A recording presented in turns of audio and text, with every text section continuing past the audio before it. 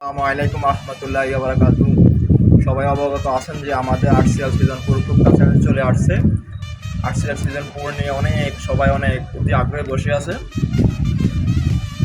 আমাদের রতন ভাইকে ধন্যবাদ এরকমভাবে একটা টুর্নামেন্ট আয়োজন করার জন্য, আমাদের চারটি গ্রামকে প্রত্যেকটা ঈদে সবাইকে একসাথে করার জন্য অনেক সুন্দর একটা টুর্নামেন্ট হয়। এই বছর আমাদের অনেকের রিকোয়েস্টে আমাদের রতন ভাই সিদ্ধান্ত নিয়েছে যে দুইটি গ্রাম এটার সাথে অ্যাড করবে। আগে ছিল আমাদের আমুজান, চান্দিয়াপাড়া, রাজাপুর, সাকুরা, এখন দুটি গ্রাম অ্যাড করবে। একটি হলো আশরাফপুর, আরেকটি হলো যে পরানপুর। বিশেষ করে আমাদের রতন ভাইকে অনেক কিছুই অনেক অনেক ধন্যবাদ, থ্যাঙ্কস দিল কম হয়ে যায় ওনার জন্য, কারণ উনি আমাদের এই টুর্নামেন্টটা নিয়ে অনেক চেষ্টা করতেছে অনেক বড় করার জন্য। আর আমাদের এই টুর্নামেন্টটা উনি ধরে রাখছে। এটা হলো যে আমাদের বিভিন্ন অতীতে অনেক বিভিন্ন টুর্নামেন্ট হতো, ওইগুলো ধরে রাখার মতো মানুষ আমাদের এলাকায় ছিল না, চার গ্রামে ছিল না। এখন উনি যথেষ্ট পরিমাণ চেষ্টা করে, যথেষ্ট পরিমাণ একজন হার্ড লোক, টুর্নামেন্টটাকে অনেক সুন্দরভাবে গুছিয়ে ধরে রাখছে। এখন আমাদের টুর্নামেন্টটা হয় আইপিএল সিস্টেমে, নিলামের সিস্টেমে। যে কোনো প্লেয়ার চাইলেও যে কোনো টিমই খেলতে পারে না, কারণ এটা হলো যে নিলামের মাধ্যমে খেলাটা হয়। চাইলেও এক দল থেকে অন্য দল টাকা বেশি খরচ করেও নিয়ে যেতে পারে, এক দল থেকে অন্য দলে নিয়ে যেতে পারে। চাইলে কেউ টিম রেখে যদি নিলামে খেলতে চায় তাও পসিবল না, কারণ এক দলে পরে কিনা সম্ভাবনা নাই, না পড়ার সম্ভাবনা বেশি থাকে, কারণ অনেক দলগুলো বসে থাকে যে ওনাকে নেওয়ার জন্য। তো গত সিজনে আমি একটি আর্টসেল সিজন 3-তে আমি একটি টিম রাখছিলাম। আমাদের ক্যাপ্টেন ছিল রাশেদ, আর মালিক পক্ষতে রাকিবরে দিয়েছিলাম, রাকিব রাজাকে।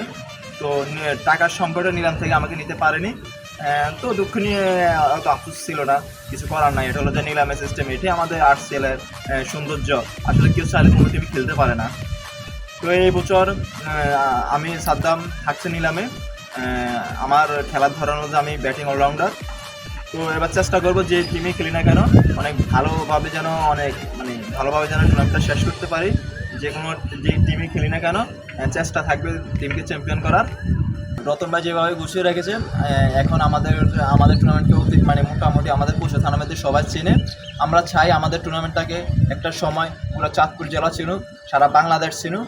আমরা আস্তে আস্তে আমাদের টুর্নামেন্টটাকে বড় করার চেষ্টা করতেছি, আর আমাদের রতন ভাই খুবই চেষ্টা করতেছে আমাদের টুর্নামেন্টটা যেন অনেক বড় হয়, আমাদের সারা বাংলাদেশের মানুষ আমাদের এই টুর্নামেন্টটাকে চিনে।